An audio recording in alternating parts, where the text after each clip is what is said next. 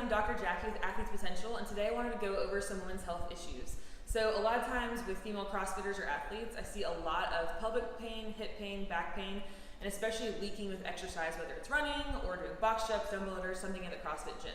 So I want to show you 2 easy things that you can address at home or at the gym to see if we can get some of these issues out of there, okay? So the biggest thing to think about with the pelvic floor is your core. So we think about the core as like our 6-pack, but really your core is your entire torso area, okay? So the top of your core is your diaphragm, respiratory diaphragm. The bottom is your pelvic diaphragm, which is your pelvic floor. And then we have the front, which is your abs, and the back is your back extensors, okay? So these 4 areas are places to address to improve the function of your pelvic floor and decrease dysfunction that can cause pain and leaking. Okay, so 2 things that we're going to address today are the diaphragm, because it's something that we tend to ignore. Obviously, we use it all the time because we're breathing, but we don't ever really train the diaphragm.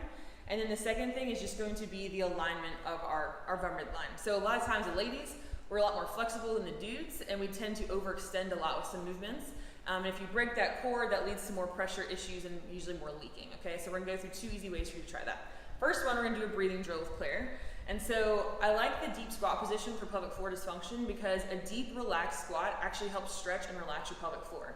So a lot of us who are training really hard, doing a lot of miles over the week, lots of Metcons, you actually get too tight, and that's what can cause issues down the line or that one-sided back and hip pain. So we're gonna get Claire in the bottom of a deep squat on the rig or something. It could be a door gym at your house, but I want you to get in the bottom of the squat, and she's gonna hold on nice and high. Okay, so I really want her to be as relaxed as possible. Don't feel like you need to hold the tension here. We're really trying to relax. And what we're gonna do is go through a breathing drill. So she's gonna go a big deep breath in her nose, expanding in all directions. She'll pause for a second, then blow out of her mouth forcefully while she pulls her ribs down and lets her booty drop to the ground. See how she kind of gets in that relaxed seat. So another big breath in, hold, big breath out, and relax. So you're just gonna work on trying to get expansion into the back of your rib cage and in all directions. Out, breathe out, sink down. Okay, so go through about 10 reps of this before you have a snatch day, overhead squat day, any running, any really intense exercise, and that can help kind of relax and get your diaphragm ready to rock and roll, okay? And then the other one that we like, all you need is a PVC pipe or a broomstick, something of this length to help us with some tactile cues that you can feel the position that you're in. So a lot of times we see with women who are flexible, they overextend when they squat. We're gonna use a squat as an example today.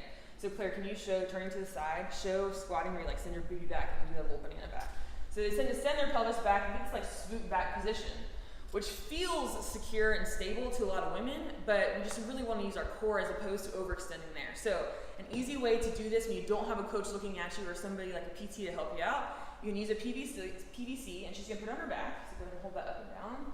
And put it on down there, perfect. So she wants the back of her head, her mid-back, like right at like bra line level, and booty to stay on the PVC throughout the entire movement. So this ensures that she stacks her respiratory diaphragm over her pelvic diaphragm so that she can create the most control here.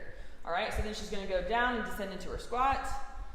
Good, and then she gets to come on back up.